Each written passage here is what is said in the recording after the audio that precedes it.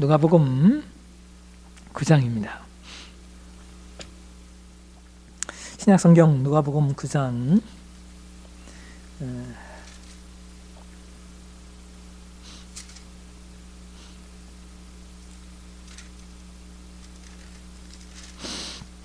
18절에서 23절까지의 말씀.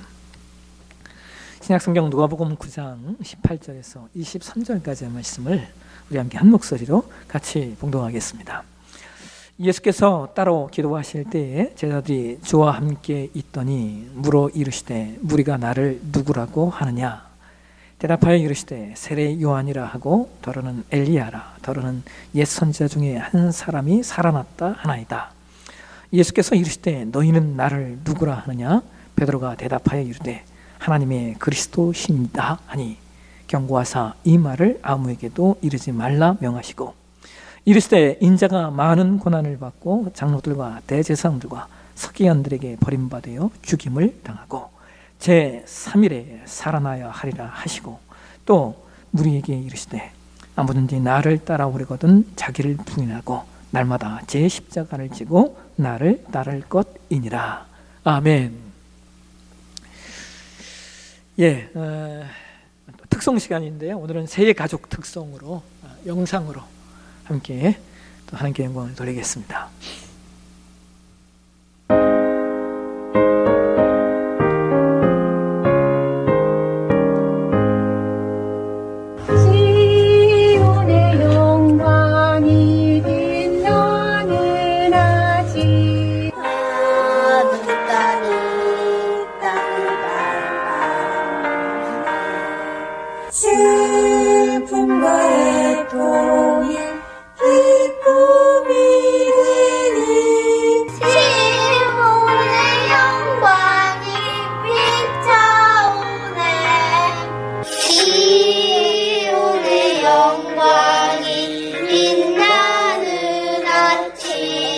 매였던 종들이 돌아오네.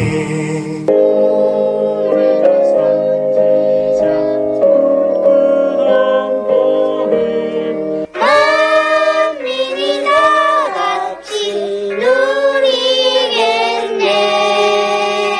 보아라 광야에 화초가 피고 말랐던 시냇물 흘러오네.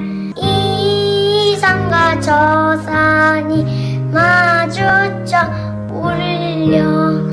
주의 순종을 찬송하네.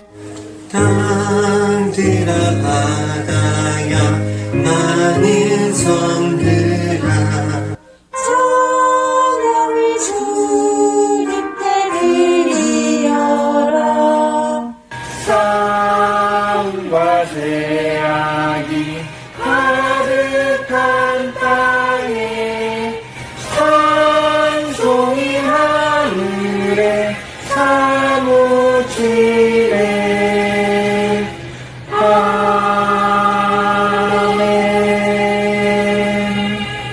복 많이 받으세요. 복 많이 받으세요. 성주대야.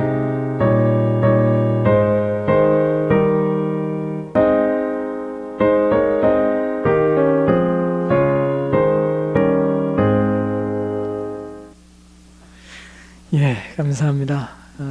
좋네요. 드리신 예물을 위해서 기도하겠습니다.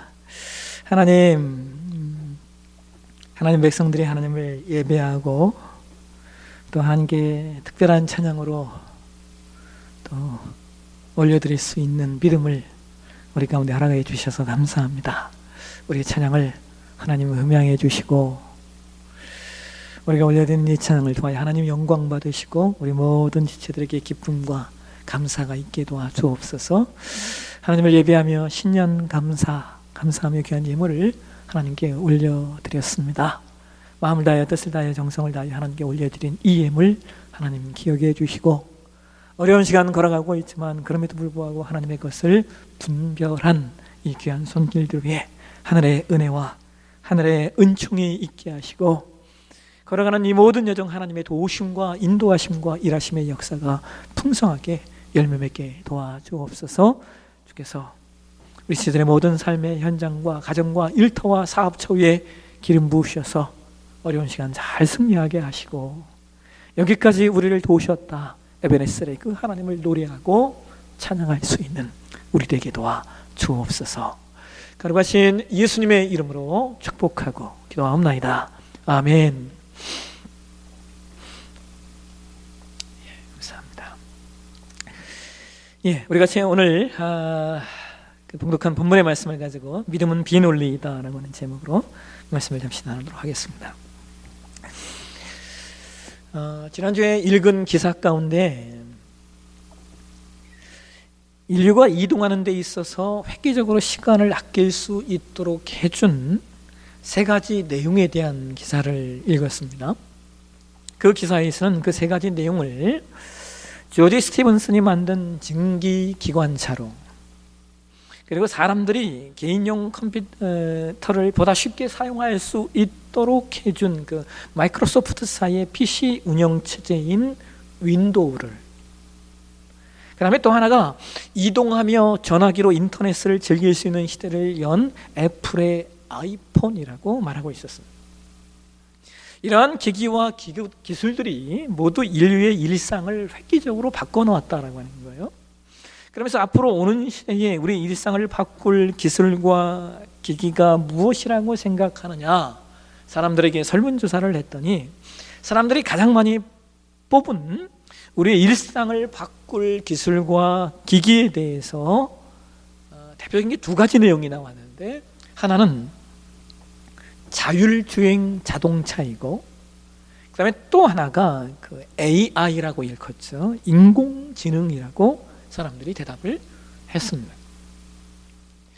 근데 여러분, 제가 예전에도 한번 말씀드렸던 적이 있지만 자율주행 자동차나 혹은 인공지능은 모두 윤리적인 문제를 가지고 있습니다. 왜냐하면 그 자율주자동차의 인공지능 안에 어떤 시스템을 심을 것인가에 대한 문제가 있기 때문입니다. 보편적으로 자율주행 자동차의 인공지능 안에는 그 차량에 탑승한 사람을 보호하는 시스템을 심을 수밖에 없죠.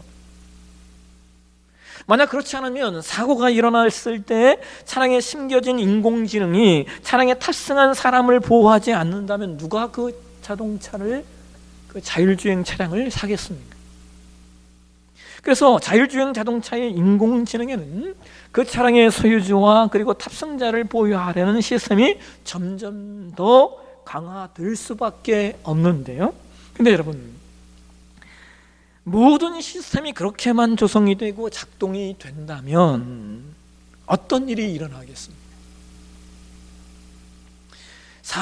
인간은 어떤 갑작스러운 사고가 일어났을 때 내가 조금 더 희생하는 것이 더 큰 참사를 막을 수 있을 것이라는 생각을 할 수 있는데, 인공지능은 그런 생각을 할 수가 없다는 거예요. 여러분, 사람은 자녀를 위해 희생하는 부모의 여러분, 자녀를 위해 희생하는 부모의 심령을 인공지능이 어떻게 이해할 수 있으며, 때로 타자를 위해서 나를 비우고 양보하고 희생을 결정하는 그런 결정들을 인공지능이 어떻게 할 수 있겠느냐라고 하는 겁니다. 인공지능이 그것이 가능하지 않은 이유는, 인공지능은 입력된 정보에 기반하여 자신에게 가장 유리한 수만 선택하도록 되어 있기 때문입니다. 그래서 인공지능이 대단하기는 하지만 인공지능이 할 수 없는 게 있어요. 그 대표적인 내용이 바로 비논리입니다. 인공지능에 입력하는 정보는 대부분의 내용이 인간의 보편적인 이성과 보편적인 논리를 따르게 되어 있고, 그래서 인공지능은 오로지 논리에 의해서만 움직입니다. 그러니까 논리적으로 해석하고 논리적으로 이해해서 자신에게 가장 유리한 것만 선택하도록 될 수밖에 없는 시스템인 겁니다. 그런데 여러분, 인간은 그렇지 않습니다. 인간에게는 논리도 있지만 때로 비논리도 있습니다. 인간에게는 이성이 중요하지만 그러나 때로 이성적이지 않은 것들이 세상을 움직여가는 경우들이 얼마나 많이 있는지요. 지난주에 읽었던 글 가운데 참 저에게 많은 생각을 하게 했던 문장이 하나 있어요. 뭐냐면 이런 얘기였어요. 사랑이 뭐냐? 여러분, 사랑이 뭡니까? 지난주에 읽은 그 책에서 사랑을 이렇게 얘기하고 있어요. 사랑은 보답받지 못할 것을 무릅쓰는 행위이다라고 말하고 있었어요. 여러분, 이 말이 이해가 되세요? 사랑이란 보답받지 못할 것을 무릅쓰는 행위래요. 현대를 살아가는 사람들에게 사랑은 지극히 기브 앤 테이크 식의 사랑을 하고 있기 때문에 이 말이 쉽게 이해가 되지 않을 겁니다. 근데 여러분, 진짜 사랑이 뭐냐? 내가 준 사랑이 보답받지 못할 것을 알고 행하는 행위라는 거예요. 그래서 보답받지 못해도 아무런 문제가 없다라고 하는 거예요. 그래서 진짜 사랑은 비상식이고 비논리라는 겁니다. 논리적으로는 내가 뭔가를 주면 뭔가를 하나 받는 게 당연하죠. 그런데 진짜 사랑은 그렇지 않다라고 하는 거예요. 여러분, 이처럼 인간의 삶에 비상식과 비논리를 가지고 있는 내용 중에 중요한 내용이 하나 더 있어요. 그것이 뭐냐면 바로 신앙이고 믿음입니다. 여러분, 신앙은 비상식이에요. 믿음은 비논리입니다. 여러분이 혹시 이 말을 잘못 이해하실까 봐 사족을 달면, 제가 지금 말하고 있는 신앙의 비상식과 믿음의 비논리는 어떤 신비적인 사건을 추정하고 그것만을 신앙이라고 말하는 내용에 대해서 이야기하는 게 아니에요. 여기서 지금 제가 말하고 있는 이 비상식과 비논리는 삶의 원리를 말하는 거예요. 여러분, 신앙의 여정이 힘들게 느껴지는 이유가 뭔지 아십니까? 신앙에는 비논리적인 내용들이 너무나 많기 때문입니다. 창세기 12장 1절에 보면 하나님께서 아브라함에게 나타나셔서 이렇게 말씀하시죠. 여호와께서 아브라함에게 이르시되 너는 너희 고향과 친척과 아버지 집을 떠나 내가 내게로 보여줄 땅으로 가라. 여러분, 자신이 살고 있던 고향과 친척과 아버지 집을 떠난다라고 하는 것이 얼마나 어려운 일입니까? 요즘같이 이동이 자유로운 시대에도요, 자신이 살던 지역과 자신이 익숙한 곳에서 떠난다라고 하는 것은 상당한 부담감이 있어요. 저는 어렸을 때 전학을 다녔는데 그 과정이 저에게 너무나 힘든 시간이었어요. 성도님들이 간혹 저에게 자녀에 대해서 상담을 하시면서 아이들을 전학시킨다고 하면요, 저는 웬만하면 전학시키지 말라고 막 걱정을 합니다. 다른 세상, 다른 문화, 다른 사람을 만난다라고 하는 것이 여러분 얼마나 어려운 일인지요. 제가 제 삶의 여정 속에서 상황이 그렇게 돼서 어쩔 수 없이 제가 외국에 나가서 사는 경험을 제가 해보지 않았다면요, 저는 저의 성품상 제가 홍성으로 내려오고 또 내표로 옮겨오고 하는 일들이 저한테는 결코 쉽지 않았을 거예요. 여러분, 그 당시에 아브라함이 하란에서 가나안까지 이동한 거리가요 800km가 넘는 거리예요. 그 당시에 낙타로 하루에 최대한 이동할 수 있는 거리가 32km였기 때문에 이건 거의 한 달이 걸리는 여정이었어요. 근데 여러분, 그 당시는요, 지금처럼 치안이 작동하는 시대가 아니었기 때문에 그 광야의 여정에서 누구를 만날지 모르는 거예요. 광야의 여정에 수많은 도적대와 또 그 당시 사람들은 이방인에 대한 철저한 경계심을 가지고 있었던 시대이기 때문에 아브라함이 그 여정을 선택한다라고 하는 것은 결코 쉬운 일이 아니었어요. 한마디로 말하면 논리적인 선택이 아니라는 겁니다. 여러분, 이런 아브라함의 비논리는 창세기 13장 사건에서도 그대로 드러나는데요, 아브라함이 함께 가나안으로 이동해 온 조카 롯과 문제가 생겨요. 동물들에게 먹이는 꼴에 대한 문제였어요. 그들이 거처한 땅이 서로 간에 동거하기에 넉넉하지 않았기 때문에 아브라함의 가축을 치는 목자와 롯의 가축을 치는 목자들이 서로 다투게 됩니다. 여러분, 이 상황 속에 아브라함이 어떤 선택을 합니까? 창세기 13장 9절을 보시면 성경이 이런 얘기를 해요. 네 앞에 온 땅이 있지 않냐? 나를 떠나가라. 네가 좌하면 나는 우하고 네가 우하면 나는 좌하리라. 그러니까 여러분, 당시에 롯은 물이 많아 초목이 풍성하였던 소돔과 고모라 지역을 선택하여 떠나고 아브라함은 그냥 가나안에 남습니다. 여러분, 이것이 논리적으로 맞습니까? 논리적으로 따지면 아브라함도 소돔과 고모라 땅을 선택했어야 돼요. 아니, 서로 이성적으로 서로 반씩 나누자고 했어야 돼요. 네가 소돔하면 난 고모라 할게, 이런 식이 되었어야 돼요. 왜냐하면 아브라함의 삶 역시 목축을 하는 유목민이었죠. 유목민에게 가장 중요한 것은 초목이 풍성한 땅을 선택하는 것이 상식입니다. 그런데 아브라함은 상식적이지 않은 비상식, 비논리를 선택합니다. 그러나 여러분, 그렇다고 아브라함이요 언제나 비상식과 비논리만을 선택했던 것은 아니죠. 창세기 10장에서 아브라함은 가나안 땅에 기근이 들자 상식과 논리를 따라서 애굽으로 내려갔던 적도 있고, 창세기 16장에서는 아내 사라가 자녀를 낳지 못하자 그 당시의 상식과 논리를 따라서 하갈을 첩으로 삼아 자녀를 낳기도 했습니다. 근데 여러분 기억하십니까? 아브라함이 상식과 논리를 선택했을 때 그것으로 인하여 아브라함은 아내를 애굽 왕에게 빼앗길 뻔하였고, 아브라함이 상식과 논리를 선택했을 때 후에 서자 이스마엘을 버려야 하는 아픔을 갖게 됩니다. 반면에 아브라함이 상식적이지 않은, 논리적이지 않은 아들 이삭을 제물로 바치라는 하나님의 비상식에, 하나님의 비논리에 아브라함이 순종했을 때 그는 비로소 믿음의 조상이 됩니다. 여러분, 이러한 비상식과 비논리가 성경에 얼마나 많이 기록되어져 있는지요? 저는 다니엘의 인생 속에서 그것을 확인하게 돼요.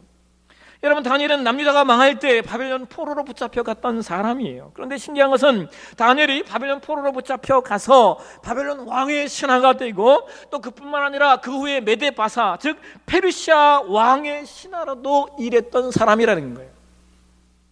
여러분, 포로민이 당시 강력한 제국이었던 바벨론 왕의 신하가 되고, 또 그뿐만 아니라 바벨론을 무너뜨린 페르시아 왕의 신하까지 될 수 있었다면 이 사람이 도대체 어떤 사람이겠습니까? 한 나라의 왕조가 바뀌는 것도 쉽지 않은데요, 이건 나라 자체가, 제국 자체가 바뀌는 상황입니다. 그는 거기서 살아남았고 또 계속해서 왕의 신하의 자리에 갈 수 있었다면 이 사람은요 둘 중에 하나예요. 대단히 정말 대단한 모사꾼이거나 아니면 진짜 실력자이거나. 그래서 그런지 다니엘서 6장에 보시면 페르시아 제국의 왕의 신하들이 다니엘을 시기합니다. 그래서 그들은 다니엘을 제거하기 위한 모사를 꾸미죠. 다니엘서 6장 7절을 보시면 성경이 그런 얘기를 해요.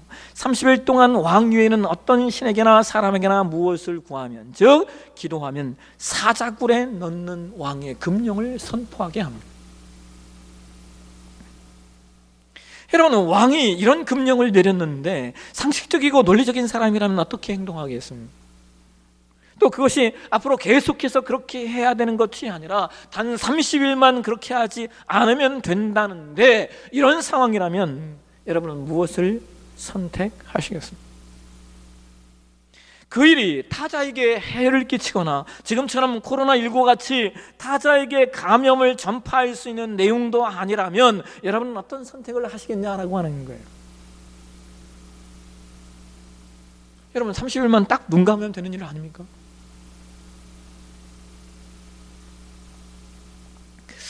코로나19가 확산되면서 정부가 예배를 비대면으로 드리라고 지침을 내리면서 목회자 세계에 엄청난 갑론을박이 있었어요. 엄청난 신학적인 논쟁이 있었습니다. 처음에는 어떤 말까지 나왔냐면 일제강점기에도 예배를 드렸다라고 하면서 예배를 드릴 수 없다라고 목회자들이 이야기를 했어요. 그러면서 그 예배를 드렸던 분들이 비대면으로 예배를 전환했던 분들에 대해서 공격하기 시작했습니다. 엄청나게 공격했습니다.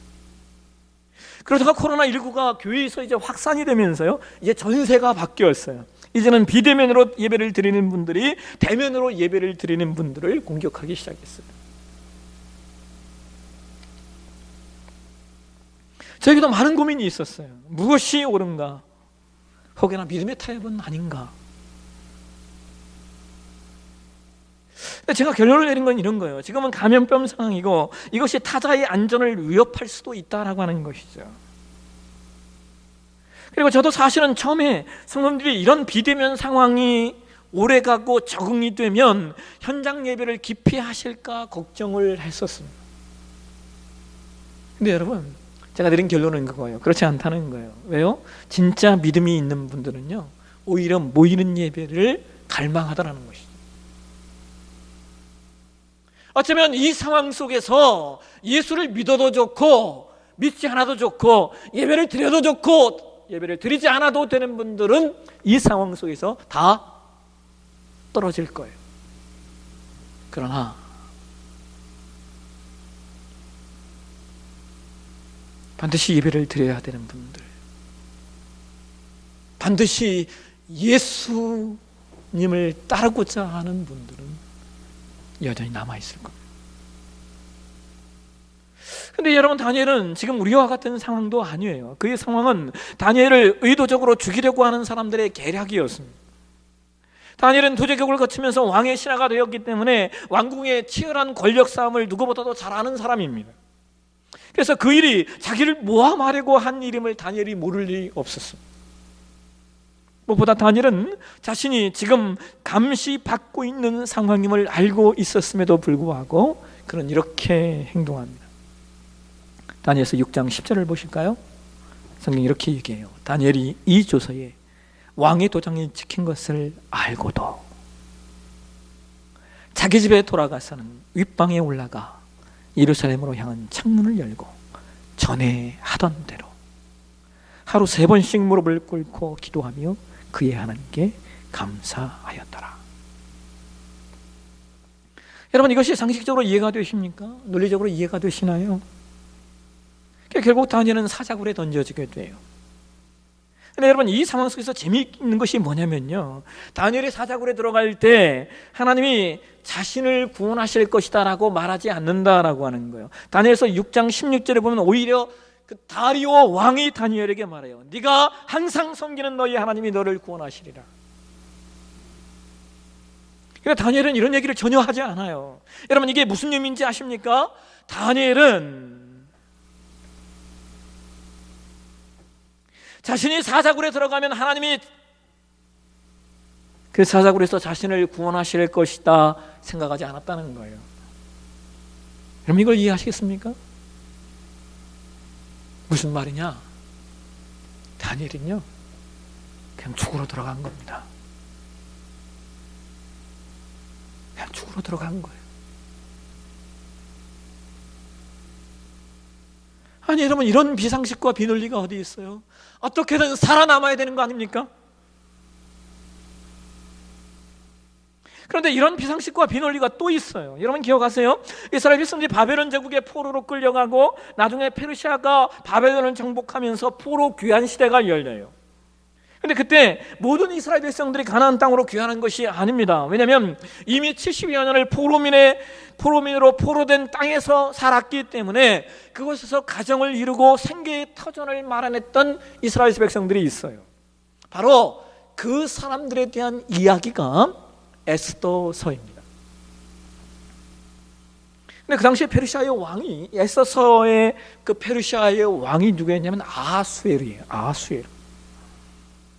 근데 여러분, 이 아수에르 왕이 누구냐면요, 여러분 예전에 그 나왔던 영화인데 300이라는 영화, 첫 번째 나왔던 영화 중에 300 첫 번째 영화, 그 영화에 300이 있어요.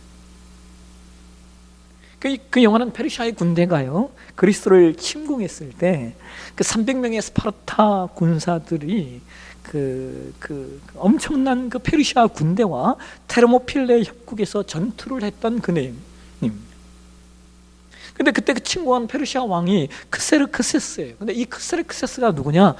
에스더서에 등장하는 아하수에르입니다. 300이라는 영화를 보면 그 왕이 얼마나 잔인한가를 보시게 되는데요. 실제로 이 왕은 대단히 잔인한 왕이었습니다. 근데 아하수에르의 왕이 높은 위치에 이렇게 그 세운 사람 중에 아각 사람 하만이라는 사람이 있었는데요. 이 사람이 모든 유대인들을 죽이겠다라고 하는 계략을 세웁니다.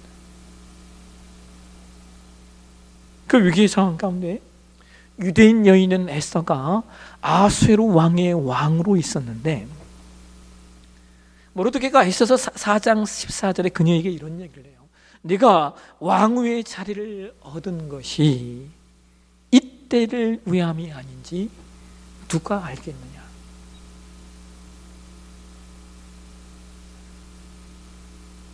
내가 있다는 거예요. 근데 여러분 이런 상황 가운데 에스더 입장에서 보면요, 에스더에게 가장 좋은 것이 뭔지 아십니까? 그건요 그냥 가만히 있는 겁니다.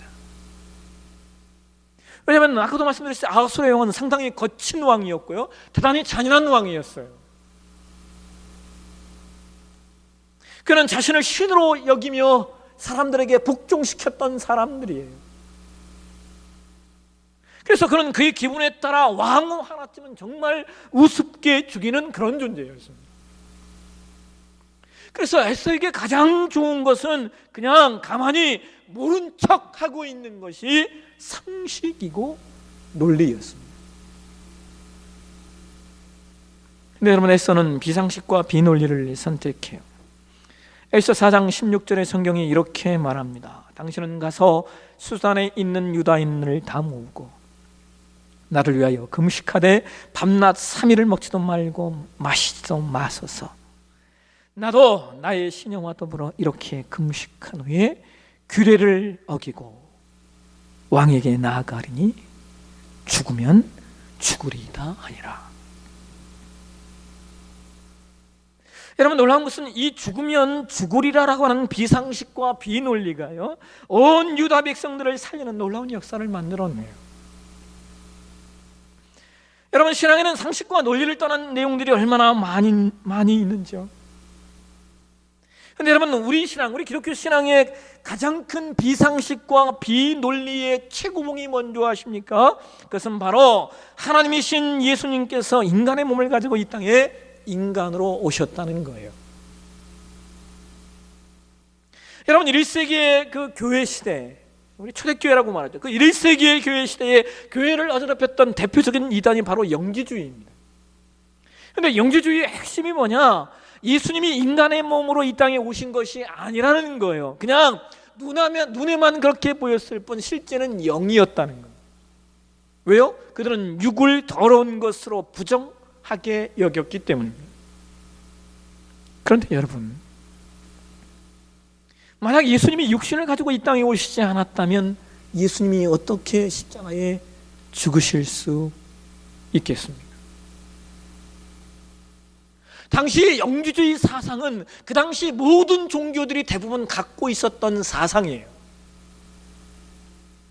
당시 대부분의 종교들이 모든 걸 영으로 여기는 그것이 상식이고 그것이 논리였는데 기독교 신앙만큼은 그 상식과 그 논리를 뛰어넘어서 그들이 보기에 비상식, 비논리, 하나님이 인간으로 오셨다, 하나님이 인간으로 오셔서 인간을 위하여 죽으셨다,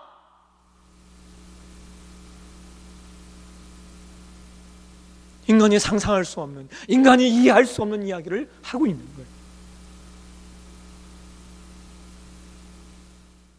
또 여러분 많은 사람들이 기독교 신앙의 대표적인 거짓말이라고 하는 내용이 뭐예요? 상식적이지 않다라는 내용이 뭡니까? 그것은 바로 예수 그리스도의 부활이죠. 여러분, 오늘 저와 여러분이 봉독한 말씀에 예수님이 그 얘기를 하는 거예요. 너희는 나를 누구라 하냐? 베드로가 한 말이에요. 주는 그리스도이시니라. 그 후에 예수님 말씀하시는 거예요. 내가 이후에 죽은 지 3일 만에 부활할 것이다.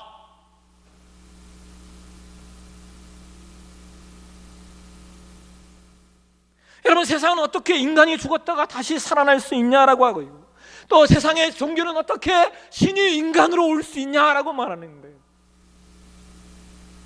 비상식과 비논리에.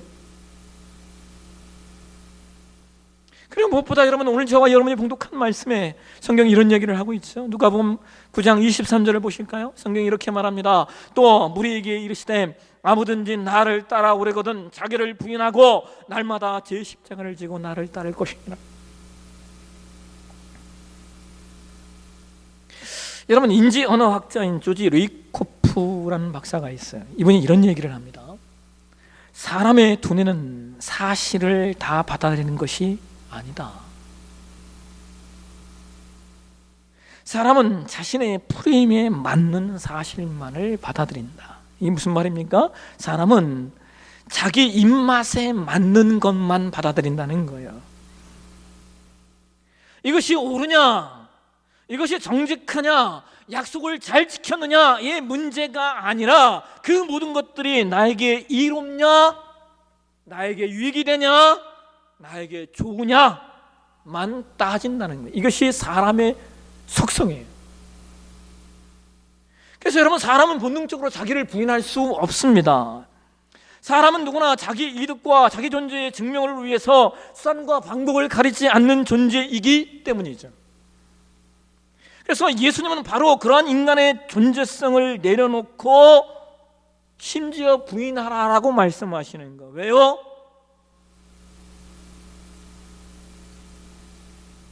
우리는 세상의 사람들이 보편적으로 살아내야 될 삶을 뛰어넘어야 되니까.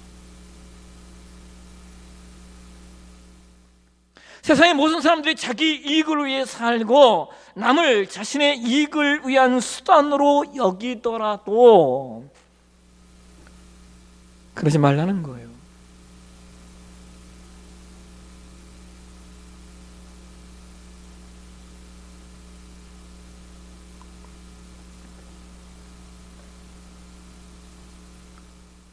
아주 오래된 영화 중에 죽은 시인의 사회라고 하는 영화가 있어요. 그 영화의 주인공이 키팅 선생님인데요, 이 키팅 선생님들이 인생의 답을 찾기 위해 고민하는 학생들에게 이런 말을 해요. 네가 옳다고 생각하는 일을 해라.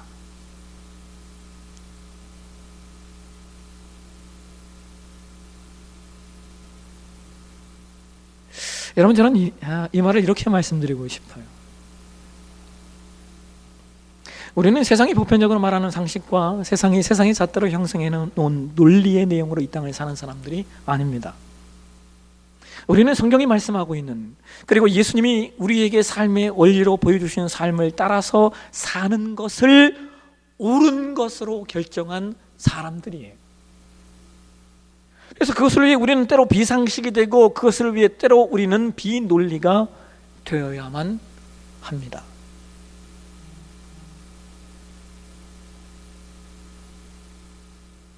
지난주에 제가 하나 읽었던 글 가운데 참 마음을 뛰게 했던,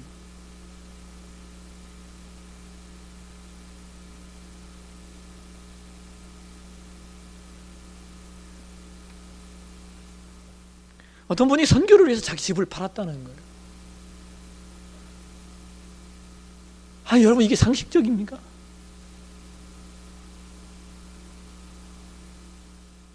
선교를 위해 자기 집을 팔았대요. 아니, 이런 비상식이 어디 있어? 근데 그렇게 할 수 있는 사람이 하나님의 사람.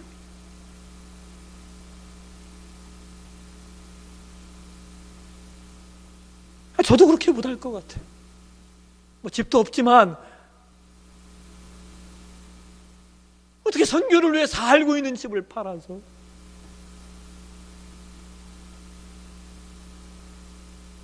판결을 해 그 일을 할 수 있어. 논리적이지 않잖아요. 상식적이지 않잖아요. 근데 그 논리적이지 않고 그 상식적이지 않은 일을 할 수 있는 사람. 그래서 성경은 하나님의 사람을 세상이 감당할 수 없다라고 말하는 거예요. 여러분, 하나님이 사용하셨던 사람들에게는 공통점이 있어요. 재능은 모두 달랐지만 한 가지 내용은 확실해요. 그들은 모두 주님의 약속을 믿었고 주님을 의지했고 주님의 말씀을 따라 순종했다는 거예요. 오늘은 2021년 한 해를 여는 신년 첫 주일 예배예요. 2021년 한 해, 오늘 저와 여러분이 믿고 있는, 저와 여러분이 믿는 바에 대하여 확신을 가지고, 그리고 우리만이 살아낼 수 있는 믿음의 여정, 우리만이 살아낼 수 있는 그 믿음의 여정 살아내기로 결단하는 저와 여러분의 2021년이 되시기를 주의 이름으로 축원합니다. 기도하겠습니다. 하나님,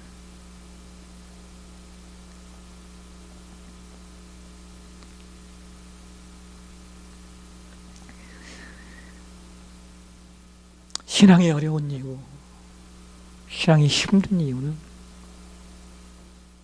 우리가 보편적으로 이해하고 생각하는 상식을 뛰어넘어야 하는 과정들이 있기 때문임을 우리가 기억합니다. 그러나 그 모든 과정을 통하여 우리가 믿음의 조상이 되어질 줄로 믿습니다.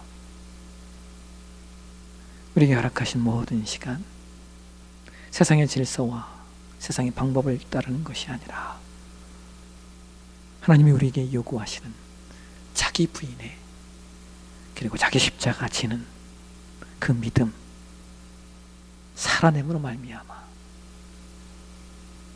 우리가 하늘의 것을 이 땅에 가져와서 하늘의 질서를, 하늘의 가치를 이 땅 가운데 살아내는 우리 2021년 되어지게 하나님 우리를 인도해 주옵소서.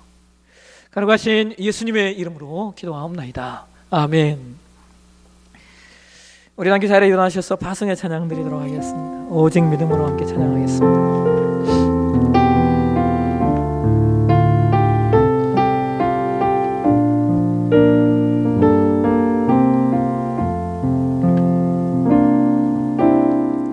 세상은 들리고 사람들은 변하여도 나는 주를 섬기리.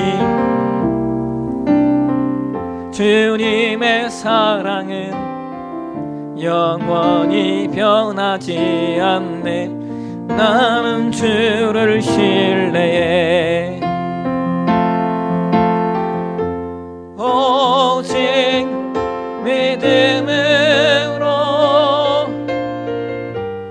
믿음으로 내가 살리라. 오직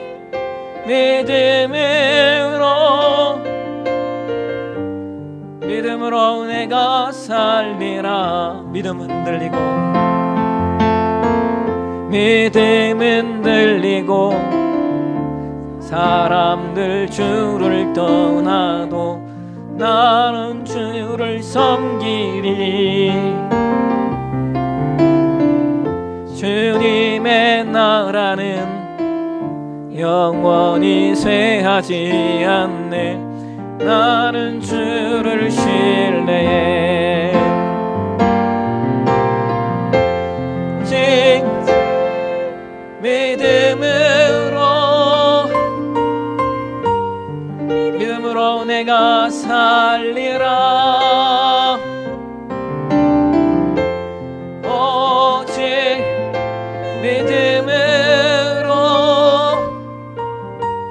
믿음으로 내가 살리 오직 의인은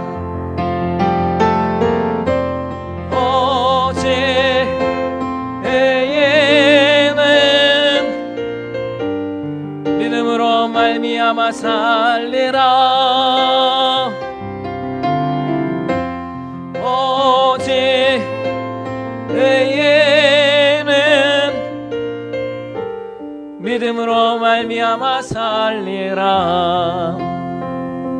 시간을 계속 기도하기를 원합니다. 여러분 2021년 한 해 어떻게 사시겠습니까?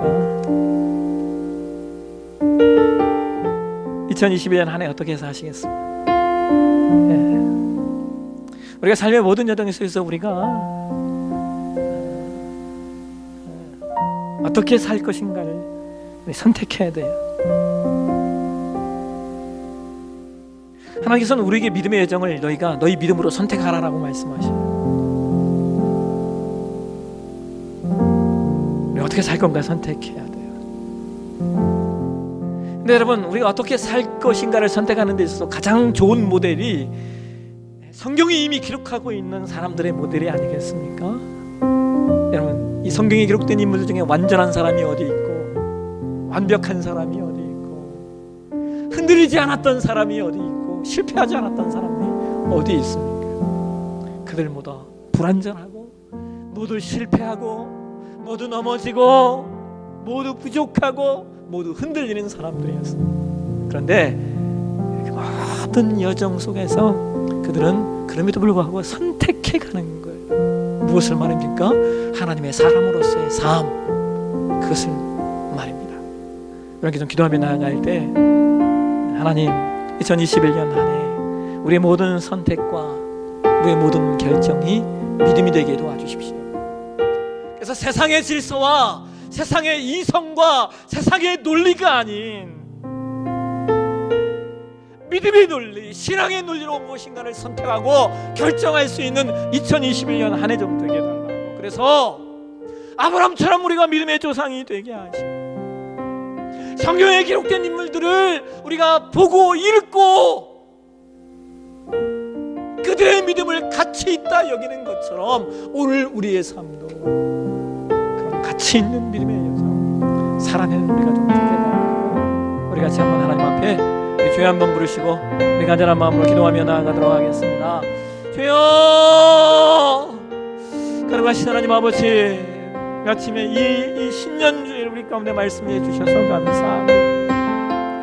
하나님 2021년 우리가 어떻게 살아내야 될 것인가.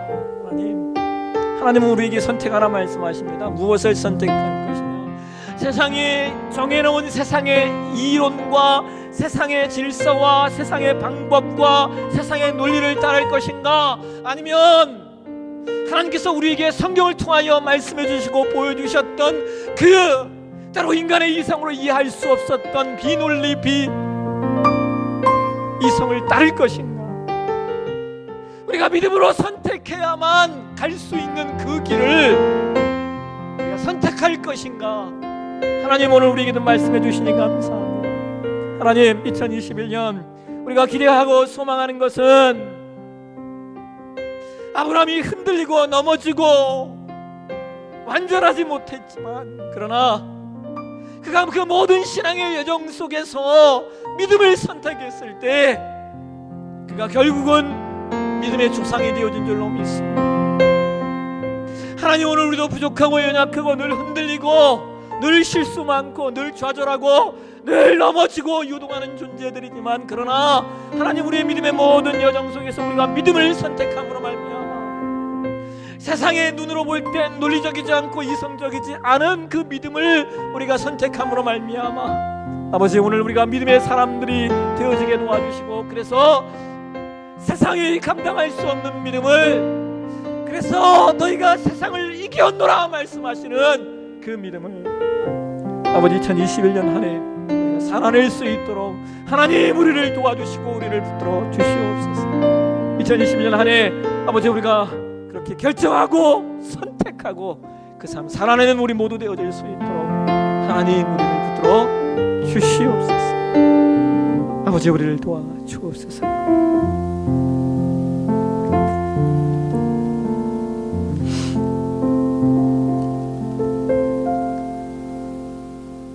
아론의 축도로 오늘 예배를 마치도록 하겠습니다.